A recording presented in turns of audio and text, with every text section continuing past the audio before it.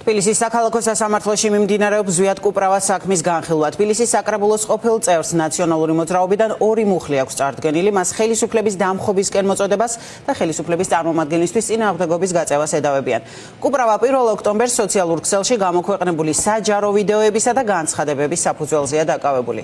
ნატალი ჯახუტაშვილის სასამართლოდან მოგვიყვება ამ განხილვის შესახებ.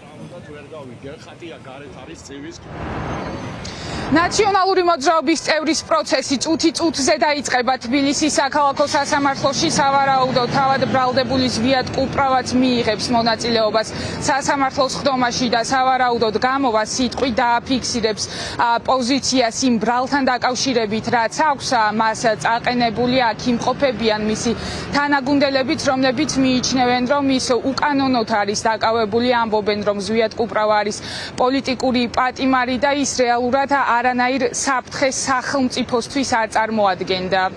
როგორც სხვა ბრალდებები არის აბსოლუტურად უსაფუძვლო, ამ ადამიანს უბრალოდ სურდა იმის ხაზგასმა, რომ არჩევნები იყო არალეგიტიმური საქართველოში, მისი ვიდეო ჩანაწერი, რომლის საფუძველზეც მისი დაკავება მოხდა, რა თქმა უნდა, არანაირ საფრთხეს არ უქმნიდა არც სახელმწიფოს და არც საზოგადოების მშვიდობას, არაფერი რა თქმა უნდა ძალადობრივი მის ამ ვიდეო მიმართვას არ მოყვებოდა, მას უბრალოდ პოლიტიკურად სურდა ხაზგასმა მოეხდინა, რომ მუნიციპალური არჩევნები იყო აბსოლუტურად უკანონო, რომელიც ტარდებოდა, ხო და არაერთი უთქვამს იგივე ამიტომ რა თქმა უნდა ზვიად-კუპრავას არის პოლიტიკური ტყვე. რა შეიძლება თქვა ნებისმიერ ბრალზე, რომელიც ამ ადამიანებს აქვს წაყენებული. ზვიად-კუპრავაც არის იგივენაირი პოლიტიკური პატიმარი და ისიც ასევე მისი პოლიტიკური განცხადებების გამოა საკრებულოს წევრი პირდაპირ ეთერში თუ Facebook ლაივებში აკეთებდა პოლიტიკურ განცხადებებს და ამის გამო მას წაუყენეს ბრალი და დააკავეს.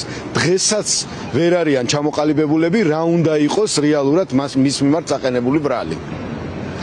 ზვიად-კუპრავა 1 ოქტომბერს დააკავეს, მას ბრალი 2 მუხლით აქვს წარდგენილი. ეს არის სახელმწიფო ხელისუფლების დამხობისკენ მოწოდება და ხელისუფლების წარმომადგენლის მიმართ წინააღმდეგობის გაწევა და წუთი-წუთზე, როგორც უკვე გითხარით, სასამართლო პროცესი დაიწყება მის საქმეზე.